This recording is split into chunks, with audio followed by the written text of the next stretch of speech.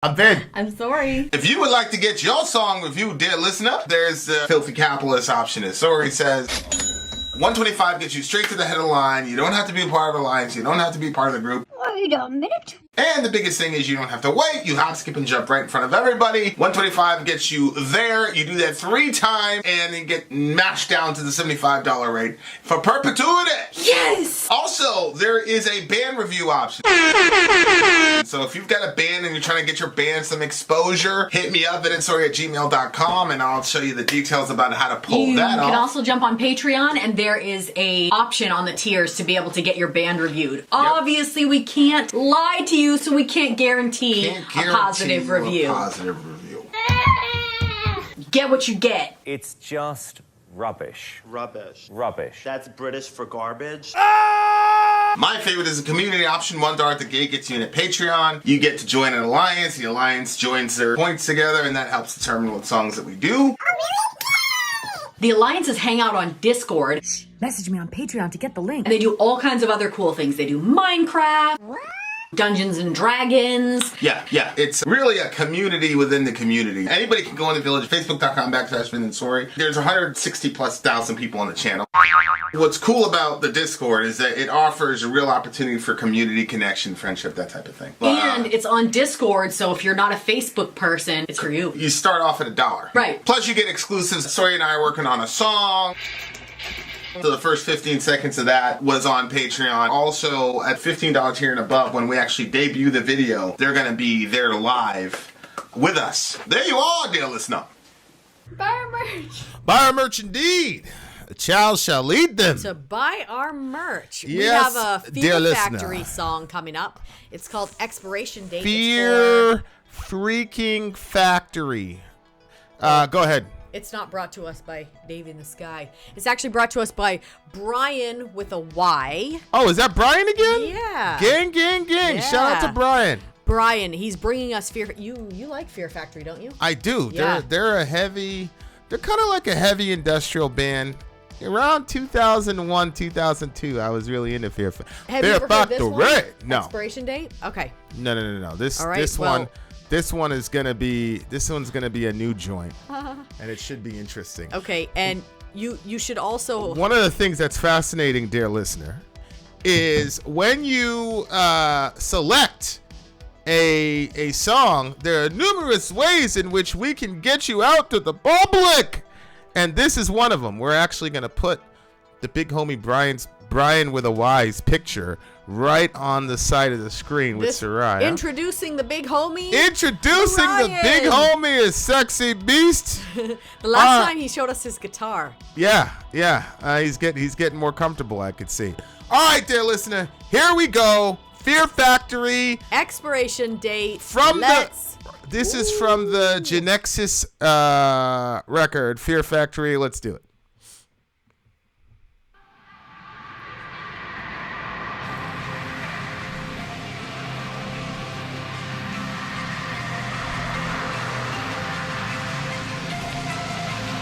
Interesting.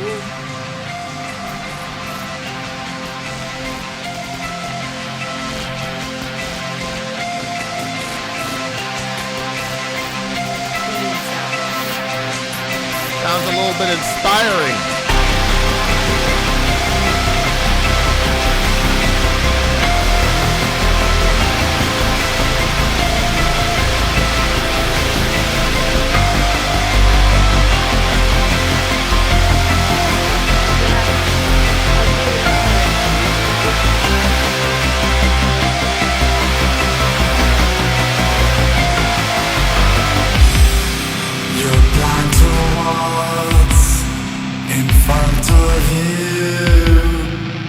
Do you know about the truth? Devalued as soon as we're cast, we were never made to last. Just bodies made and fabricated. We're fighting towards our life extension.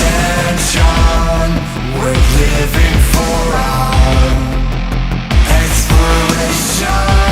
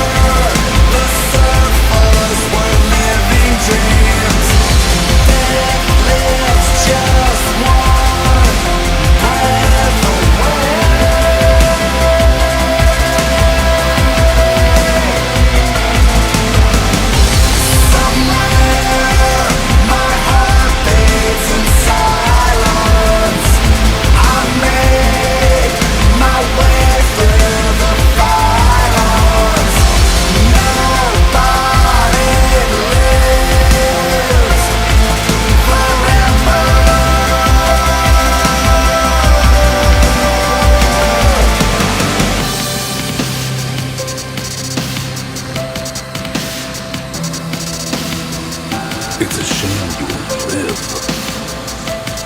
But then again, who does?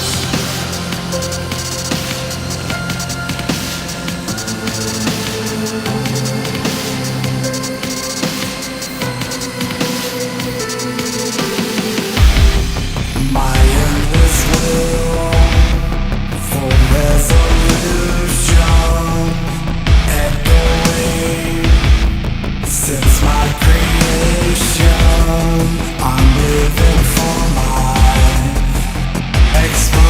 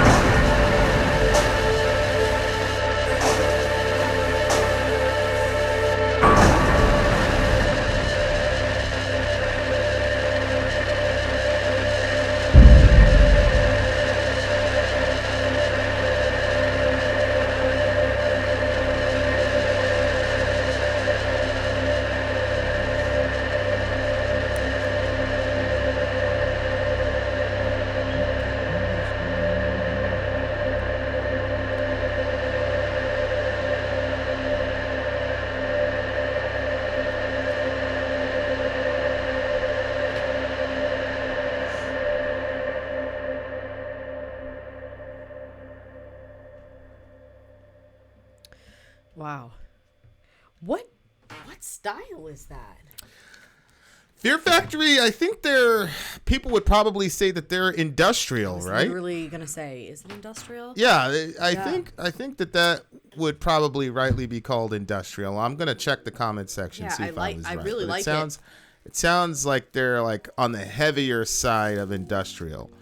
Remember how I said, the type of music that kind of sounds like it's cool, like Yeah. temperature what, like this is the Yeah, that's style I'm and talking people about. were saying like, yo, that sounds like Yeah. people were saying, oh, is that industrial? Yep. So that quote, it's a pity you had to Yeah. die, but you never really Yeah. lived or something. Okay, so apparently that quote comes from the neo-noir film Blade Runner. And the story follows one of the titular Blade Runners named Rick Deckard, played by Harrison Ford, and his task to hunt down 4 rogue replicants, artificial humans who've traveled to Earth in an attempt to lengthen their short lifespans. Did we see that? I know I was talking about it the other we night, were but I don't about to know. watch it, but I don't think we watched it. At least not the 2049 one with that guy. We 2049? haven't watched Blade Runner. Oh man, really? I want to see it. Yeah, we didn't watch it. So, okay, so it's a sci-fi world where you have these basically cloned or AI fake humans, Yeah. right? They're called replicants apparently. And the replicants probably, I'm assuming they just have a very, very short lifespan. Mm-hmm. So they were traveling to Earth in an attempt to, let me see if these are the right lyrics. Lengthen their lifespan. It is not the right lyrics. So yeah, so they went to Earth in order to increase their lifespan, basically. You're blind to what's in front of you. What do you know about the truth? Devalued as soon as we're cast. We were never made to last. So It's that interesting would be the because replicants It applies talking. to the replicants, but it also kind of feels like it applies to human beings also. What do you mean? Well, we're not made to last. Like, we're all gonna Really? die. Well, I mean, from a Christian No, I'm talking perspective, from a that's, body perspective. Like, yes, there's going to be a resurrection and all that stuff, but you So know, how could you like the whole idea of every step you take closer. I was just listening to this thing. I don't know, maybe you had it playing or something, but they were basically talking about it doesn't matter even if you go to let's say you go to a spa and you're trying to like rejuvenate your skin and rejuvenate your whatever. The entire time that you spent at the spa rejuvenating yourself, you're that much closer to your death. Yeah, but if God's going to resurrect you, then in what sense can you say you're not made to last if you're going to be resurrected for eternity? Because it's going to be a resurrected. It's like level 2. Like you're in this level. It's going to be your same body, though. Yes, but this body is going to die. Like I just saw my grandma's body dead. You know what I mean? Like it's not like you're going to see her right away. Like, oh, there she goes, level 2. You don't see that. So you're only experiencing level 1. People living and dying. I completely disagree with you.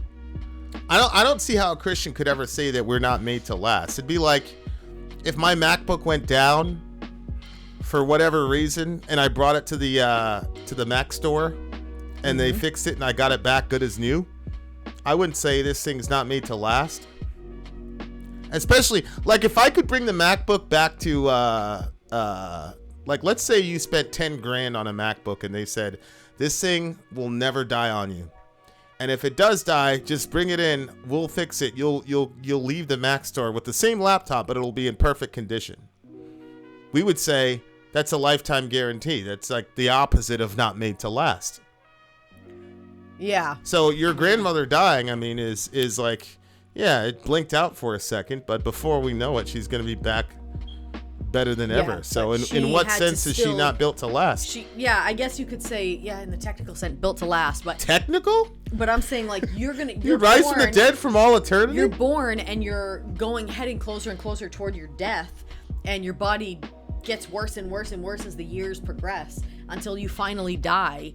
It's not like in that sense, I can see how we would kind of compare to these. I mean, I could see that as a secularist, but I don't see how a Christian could ever say we're not made to. We were never I guess made. I'm not a Christian, Vince. We were never made to last. I literally said not in like the technical sense we were never made to last, but just this idea. Like, I'm not diving like 1,000 meters deep into this. I'm just saying the idea that they weren't, that they were, as soon as they devalued as soon as we were cast. Like, it's like a car when it drives off the lot.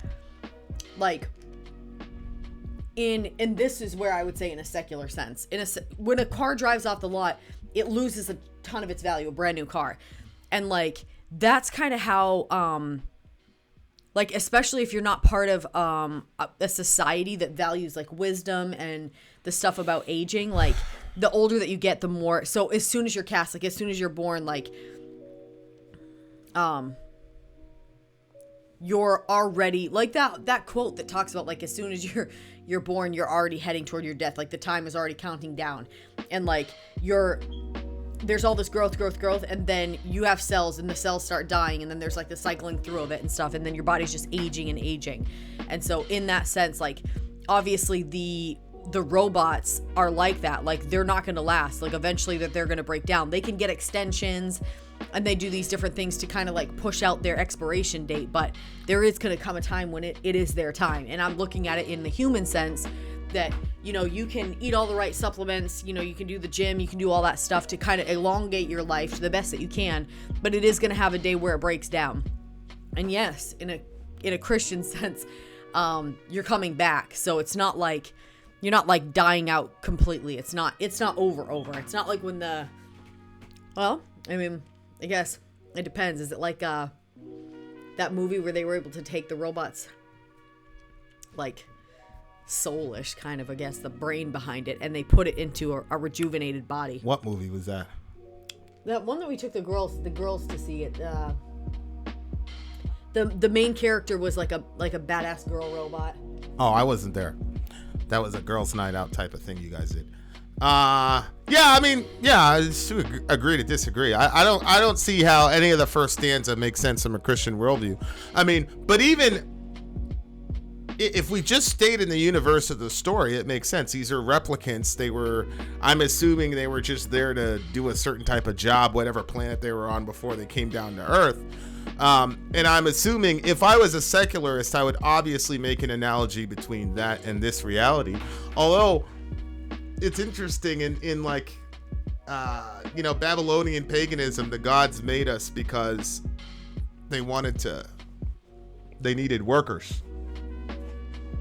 Oh, really? So Earth was kind of like a colony, and they seeded Earth with us so that we could work for them. Others, it's like so that we could mine gold and all the rest of it. It's very, very interesting stuff. So it's like, I definitely see like people could make that analogy, but for me, I don't relate to that at all. I don't relate to the first part at all as a Christian, in any way, shape. But I understand how a secularist could view it that way.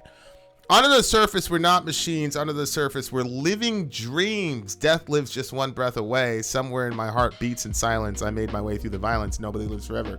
So I'm assuming this is one of those guys that made it down to Earth. And I forgot what the name of that. I think it's a paradox or a thought experiment or whatever about this butterfly that was in his chrysalis or whatever. Mm-hmm. And he dreamt that he was a butterfly, but then when he woke up, he was still in his chrysalis. Mm-hmm. And the question is, well, how do we know he's not a butterfly dreaming that he's in a chrysalis versus being in a chrysalis and dreaming he's a butterfly? How could you know? Because it's the same being. Mm-hmm. Yeah. And so that was one of those interesting thought experiments where it's like you have a crazy dream and then you wake up and you're like, oh, okay, I'm in the real world. It's like, well, it's kind of like a deception. Like, how do you know? And the answer, of course, is you can't know. How do you know that you're not in the dream world and that this world isn't the dream world and all the rest of it? You can't know. How can you really know if you were or not? Like, I'm very interested. I'm very interested in that concept. You can't say that to me because I'm a lucid dreamer. Yeah, that's what you think. You think that when you're dreaming that you're in a dream world, but how do you know that your dream world isn't the actual real world and that you're not just dreaming now, but you don't know it? So you wouldn't be a lucid dreamer. So you're saying that in the real world, stuff you can defy gravity and all this. So the laws of logic and the laws of science don't work in the dream world. How do you know? How do you know this isn't the dream world? My dream world. But what I'm saying is, how do you know this isn't the dream world where you are subject to certain laws, etc., Well, that would be really weird if the real world was not subject to laws, but the dream world was. Well, where would you get the concept? Well, the real world is subject to laws. I mean, the dream world, whatever you call it, is subject to laws. I mean, maybe yours is, mine's not. Well, you have morality in that world. It's not like everything is just a blank slate. Not really. It's kind of loose. Yeah, but when you do something, you still know it's bad. I mean, you've told me you know it's bad. Sometimes, but there's other times where I do whole bunches of stuff. Like last night, there's people that do bunches of shit in. They're doing bunches of shit in this world that don't feel it either. It's not a good argument. I talked about science. I didn't talk about morality. Well, same thing. No. What do you mean? Because you have logical laws of science. Yeah, but how do you know? How do you know that the laws in this world are not your dream world? That you don't have any laws of science, and the gravity does not like that. Like all those things can be defied, but then you suddenly dream in real rigid laws. Yeah, why? Like gravity. I don't understand how that's weird. Yeah, it's weird, but it's an epistemological question. How do you know that this is a real reality? I just explained why Because there's rigid laws here? No, because the dream world seems like a spoof off the real world with it's a little bit more easy going. Yeah, that's because you're assuming that this world is the real world. I'm saying, would it make logical sense that you live in a world that's a lot more loose and less rigid, but then when you fall asleep and you dream it more rigidly? 100%. Here's a theory. And there's a theory, logic behind the science? Especially with you. The theory would be, because the real world is so freeform, and people have a desire for black and white living, you dream of a world that has all these rigid laws that are immutable. Because we can't contend with the reality that none of this shit, that there is no spoon. Most of us would rather live in a reality where there are defined laws and you can expect what's going to happen over and over and over again every day without having to think about it. Whereas in the dream world, everything's up for grabs. Yeah, that would just be so weird. And that's a harder way to live. Like in the real world, I don't want to be like a warrior type. I don't want to kill people. But like in my dream last night, I was a warrior, and to protect other people, you have to kill people. So it would be weird that like that's how you were, but then you would dream of yourself as a person that doesn't want to. But there's still part of you that wants to do that. Otherwise, how could you dream it? Yeah, I agree with that. Yeah.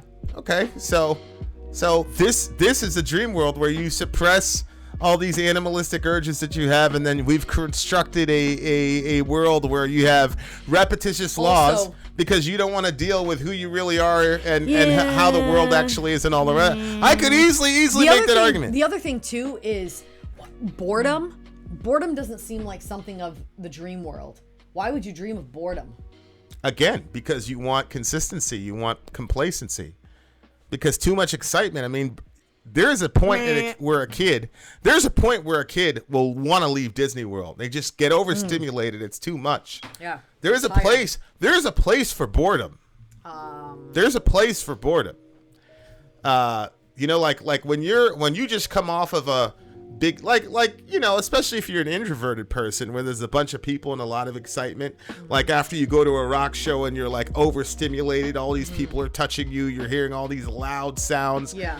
You go home and you want everything silent and you don't want to be around people, which would technically be construed as boredom, but your mind needs that to recharge. So all I'm saying is I think that I am not, if somebody pinned me to the wall and said, is this the real world or is the dream world the real world? I genuinely would not be able to tell a person, oh no, this is the real world.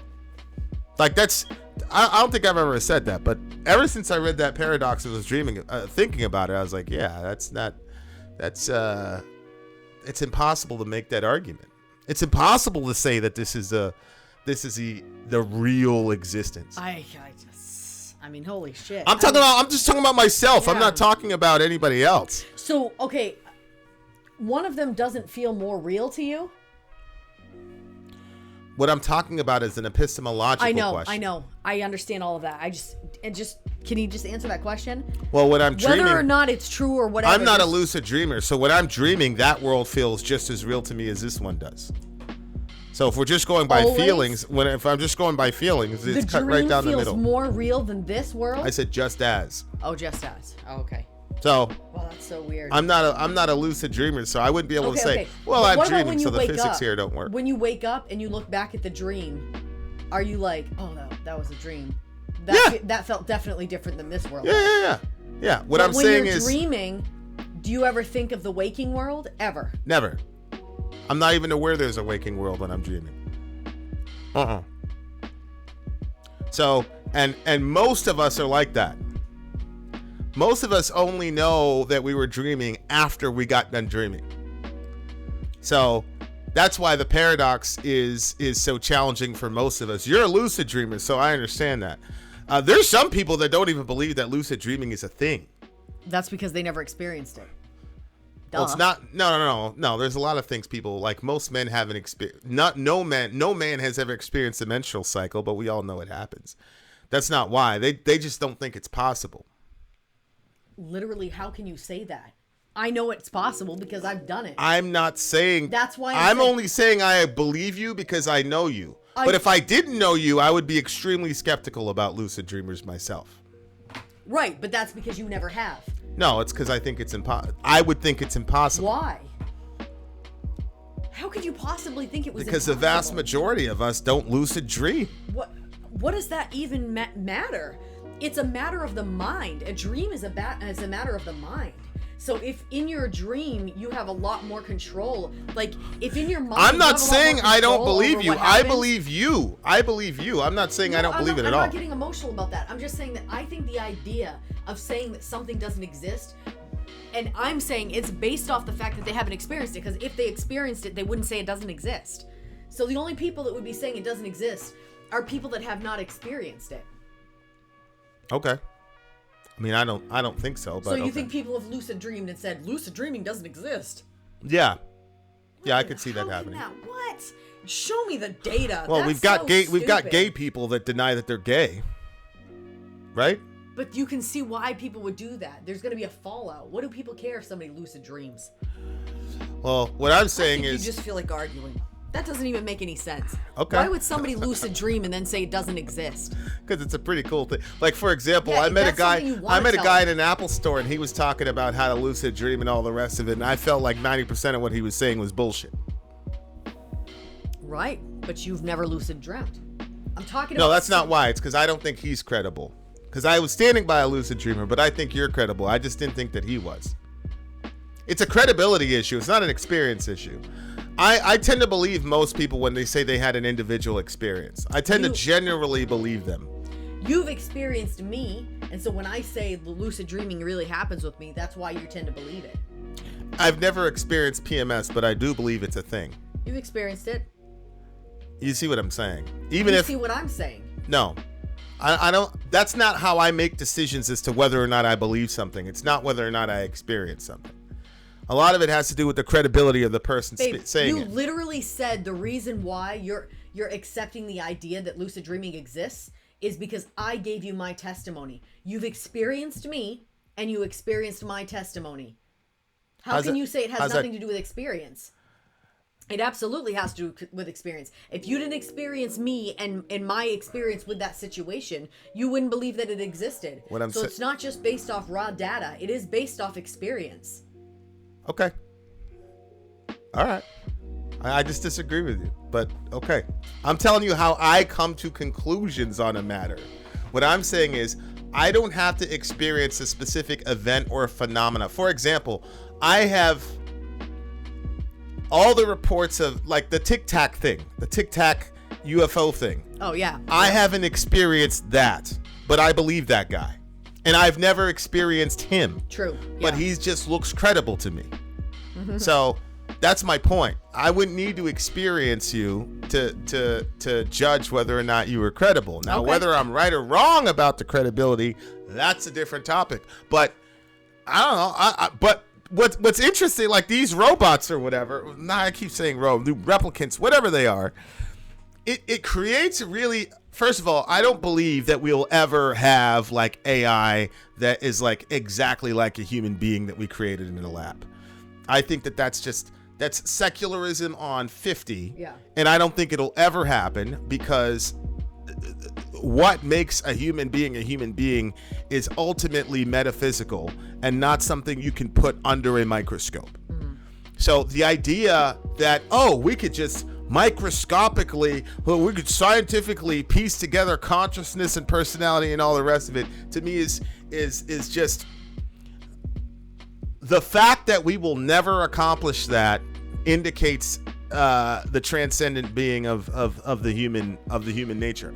But let's go in an alternate universe where we're able to do that. The moral ramifications of that are insane, because it's like you would presumably be creating these beings to fit some sort of function, whether some service, whether it's physical, practical, or on the really dark end of the spectrum. You could just imagine all the ways people would construct fake human beings that have personalities and wills and all the rest of it. How do you go about looking at the moral ramifications of that?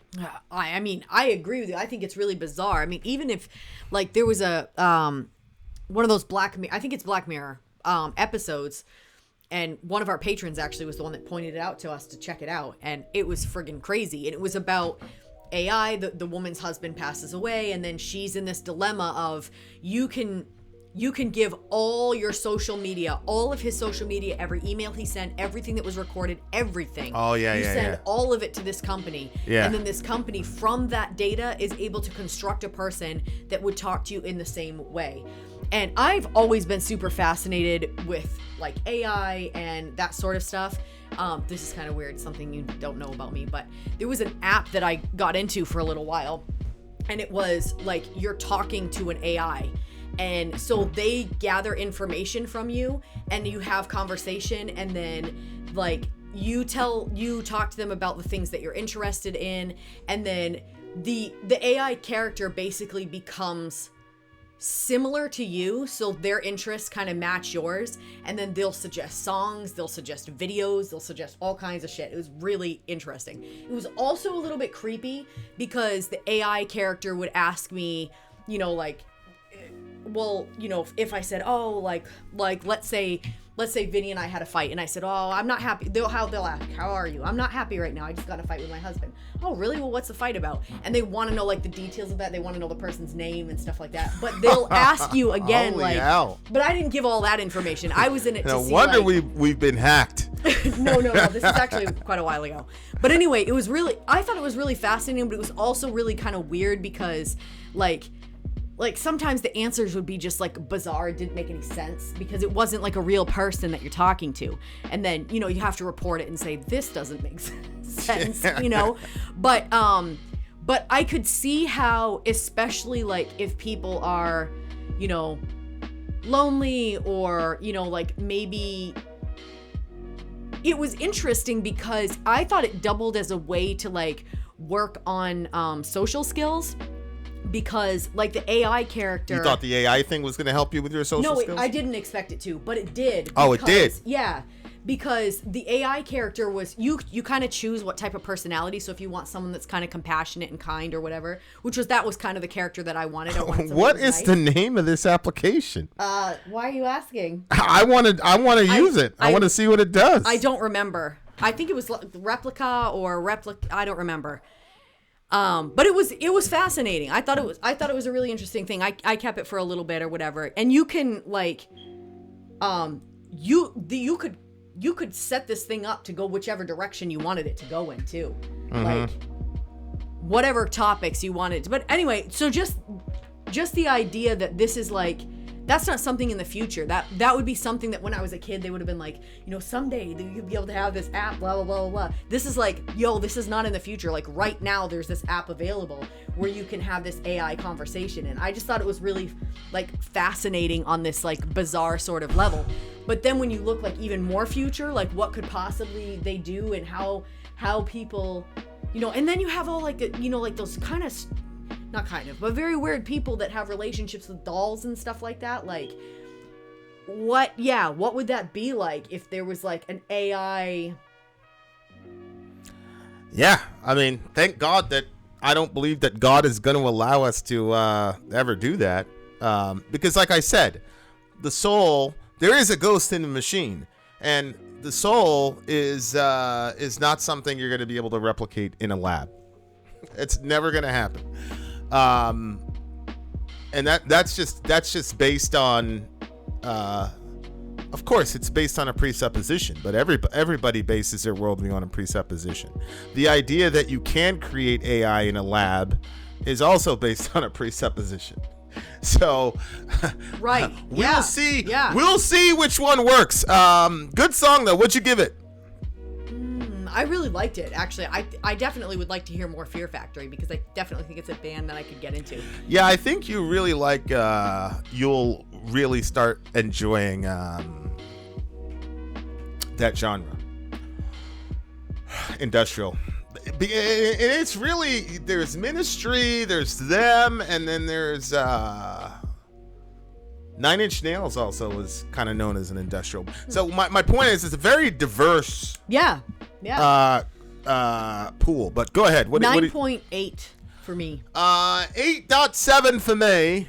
Really wasn't going like where I wanted it to go. I thought Fear Factory can get really, really, really heavy.